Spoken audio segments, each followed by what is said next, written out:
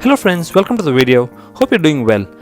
Today we're going to do a theory to practice session in one of the most famous functions of finance, acquisitions. For this I chose a case which has already seen many rounds of debate and opinions, Tata Steel Limited acquiring Corus.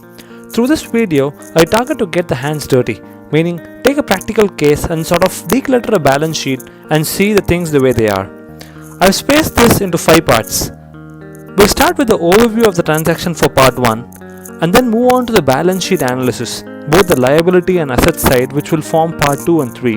And then we'll look at the transaction pre and post acquisition, after which we'll wind up with conclusionary remarks. Hope that sounds good.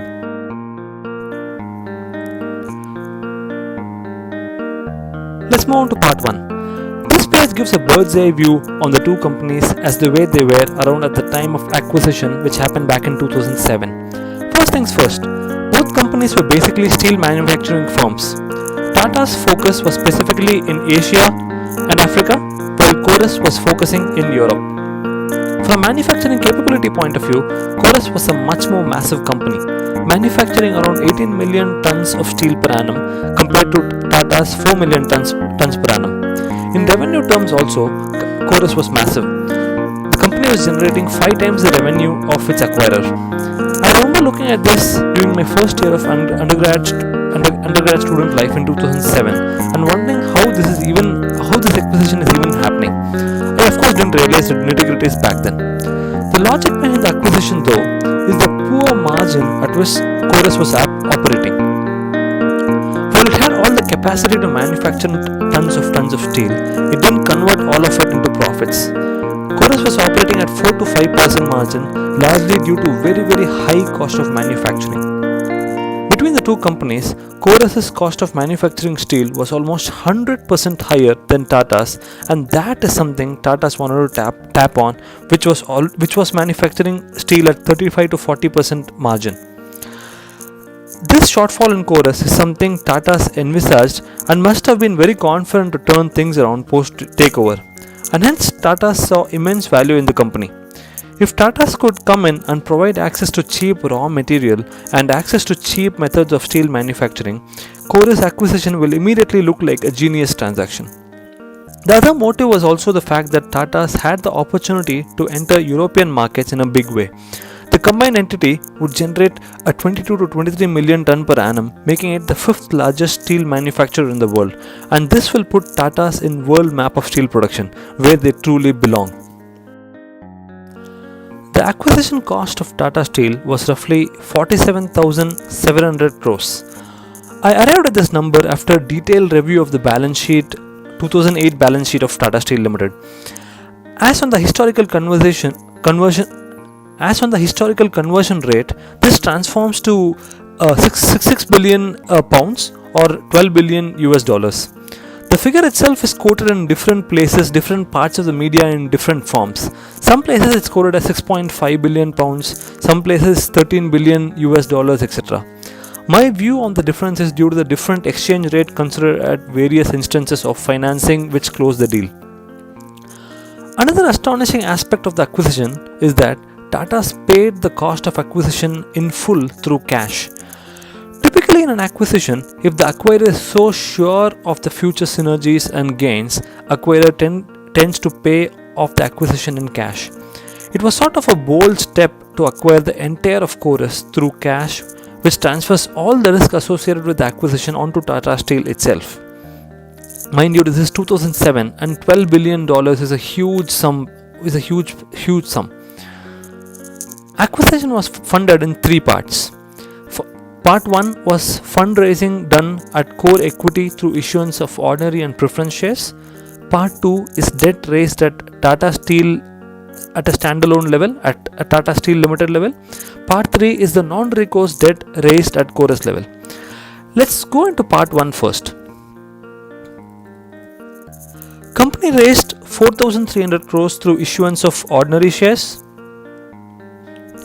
and 5,500 crores through issuance of preference shares. Totally, company raised close to 10,000 crores of core equity for this particular transaction, for acquisition of Corus. This gets reflected in share capital and reserves and surplus portion of the balance sheet, which I've put snippets here. This will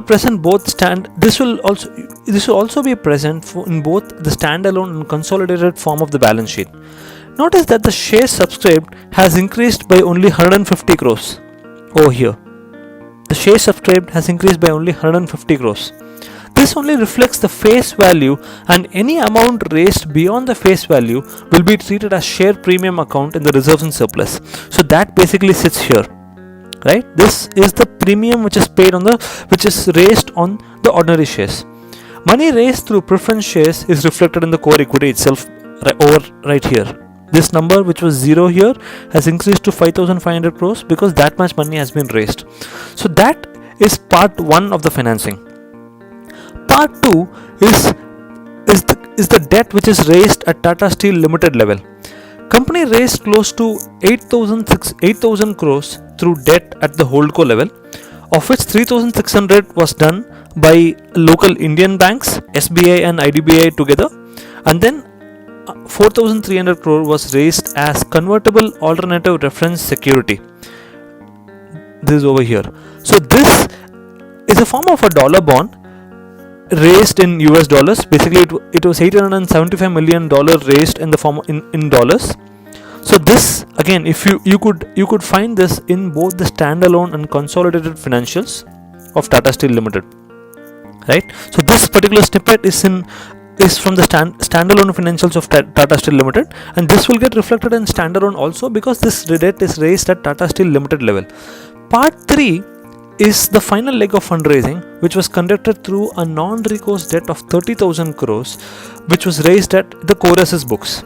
This loan was secured by the assets and operations of Corus, and this was required to be paid through the operations of Corus itself. So technically, Tata Steel Limited did not have any recourse on this loan. If Corus failed, 30,000 crores of loan goes bust there itself. Tata Steel does not have to technically come and protect that debt. This debt will not be visible in Tata Steel's standalone numbers as the debt is raised at Corus's level, nor will the debt get reflected in the contingent liabilities of Tata Steel Limited as this is non-recourse in nature. Compared to the debt raised by TSL level, risk profile of this debt will definitely be higher. So net company raised before we go to the conclusion of this particular part, let's appreciate where this 30,000 crore is increased. So this is increased in the consolidated debt portion of Tata Steel Limited. So this number, if you go to the Tata Steel's standalone number, you will not find this and the explanation I just explained some time back.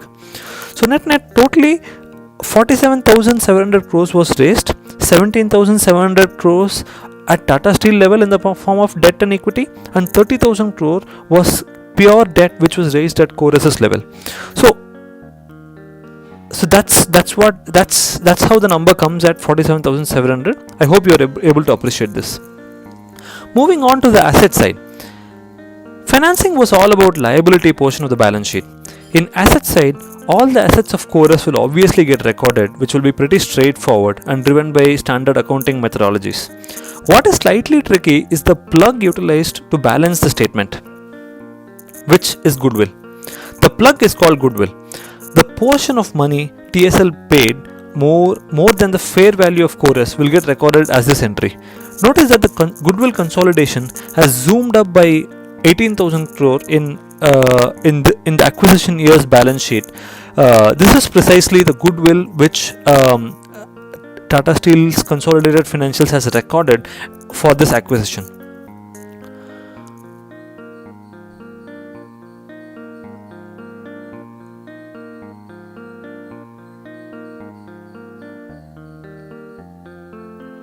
In part 4, let's do a qualitative analysis of the acquisition. What were the factors which made Tata's go for it? Market entry is an obvious one. Through Corus, Tatas were placing a giant step in European steel market, and this is something even for Tatas it was impossible to build ground up in an organic fashion. Capacity expansion was another obvious aspect. Tatas at the time Capacity expansion was another obvious aspect. Tata's at the time was a well-run company with a strong cash balance and ability to generate cash flow year on year. You can't blame it, it was the year 2007. Imagine the difficulty of going through the organic way. A project of that magnitude will take years and years to wade through approvals, land acquisitions, project management, and manage the amount of politics which was involved into the picture. Hence, inorganic route made more sense. Through this acquisition, Tatas were going up from 4 million capacity to 22 million so quickly. Acquisition also provided Tata Steel access to market with better price realization of the Western markets. Corus was selling steel at 30 to 35% better rates than Tata's, which is understandable given the regions the two companies which they operate in. As discussed earlier, the major opportunity Tata saw in Corus is its ability to contribute and improve the operating margin of Corus. Corus was operating at abysmal margin of 4 to 5%, while Tata's perfected this and was operating at 40% margin.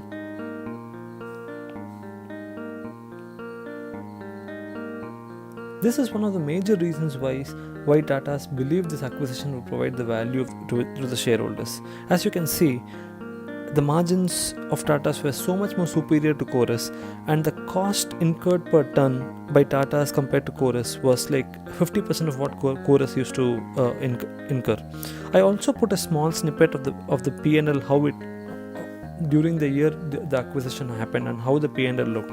As you can see, Tata's were generating 18,000 crore of income, of which EBITDA was around 7,400 crore. Resulting in an EBITDA margin of 41%. Corus, on the other hand, was generating 83,000 crore of revenue, 5 times Tata's revenue, but margin which was lower than Tata's margin, 3,800 crore only, with 5% margin. The purchase EBITDA multiple for this transaction for Tata's were at 12 to 13x, which was definitely on the higher side. But what Tata's looked at was if they could come in and improve the margin of the company, make it say 10%, 15%, immediately the EBITDA multiple will fall by a factor of 2. It could become a 6x, 7x transaction, which would suddenly look like a very cheap transaction. In the final part of this video, which is post-acquisition analysis. Post-acquisition, things did work well for the combined entity for the first 1 year. At combined revenue of 1.32 lakh crore with operating margin of 15%, non-Tata Steel EBITDA, non-core Tata Steel, which is basically the Europe business, EBITDA margin was 9%, up from 4% at what it was operating at Corus's level. It definitely was a successful year, the kind of results which conformed to the price paid for the acquisition. It proved that A. Tata's could take over and improve the operations of Corus and thereby generate better value out of its operations. B. At EBITDA of 10,000 crore mostly generated out of Europe operations, price of Corus's acquisition suddenly looked cheap at 5x multiple of its EBITDA. This was the results as on FY08, as on March 31, 2008. The company, in the annual report, portended a looming financial crisis and its impact on the business in the coming years. Company projected turbulence in upcoming years due to impact of financial crisis in the Western world. In 2009 and 2010, demand for steel in the Western world fell while that of developing nations continued to develop. China was in the forefront, exhibiting strong growth. Remember back in 2008, China's consumption of core engineering such as steel and oil was on the rise on the back of mega 2008 Olympics. Notice the graph below. Between 2008 and 2009, consumption of steel fell across the developed nations, including Europe, Japan, etc., while that of India, China was on the rise. Accordingly, this trend was visible in steel companies also. You see the ArcelorMittals and POSCOs of the world facing a slump, while that of the Chinese steel companies, which were manufacturing and selling more and more steel. Even Tata Steel was manufacturing and selling more steel in India and Africa. They were exhibiting growth in this region. Unfortunately, our subject company's biggest bet was not in India and Africa, but it was in Europe, which was floundering. This massively affected Tata Steel and not only raised doubt about the acquisition, but questioned the very existence of the company. This particular graph shows the picture more clearly. The orange line indicates this orange line indicates the sales done by Tata Steel in India and Africa region, and the grey one indicates Tata Steel's Europe sales. Notice the massive bust in 2010 and the fact that the income level hadn't risen to 2008-2009 level as late as 2018. The trouble in Tata Steel Limited was in The trouble that Tata Steel Limited was in is more obvious through this little snippet over here, this particular snippet here. Notice the green lines is Tata Steel standalone financials, and the red one is the non-core, non-Asia Africa business, which is basically effectively the Europe's business. Notice that the Tata Steel standalone revenue and EBITDA were taking a steady path of growth even as the world wades through a recession. Also notice that the non-core TSL, which essentially is the Europe business, the EBITDA was negative in 2010 over here. Even as late as 2013, EBITDA of this subsidiary was 1/13 of the operating margins generated in 2008. Right? So this really summarizes how much of a catastrophe this acquisition was for the company. I have a snapshot of stock's performance during this period. This acquisition had wiped out 50% of shareholders' value over the years between 2007 and 2013. During the financial crisis, while shares of a lot of Indian companies were battered, Tata Steel Limited shares were especially impacted due to the failed acquisition, losing 60% in this period in a short span, while Sensex and Nifty lost only 30%. On a conclusionary note, I'd like to state a few things. The deal was a typical high-risk, high-reward transaction. The kind of transaction you'd look back and say, oh, we shouldn't have done this. To be fair, it was also a case of very bad timing. Can't really blame Tatas to have not seen the crisis coming, as it was brewing in the West only. We have a very countable number of Indian groups who can dare such a risk and come out of it in one place after failing in it, and Tatas are definitely one of those.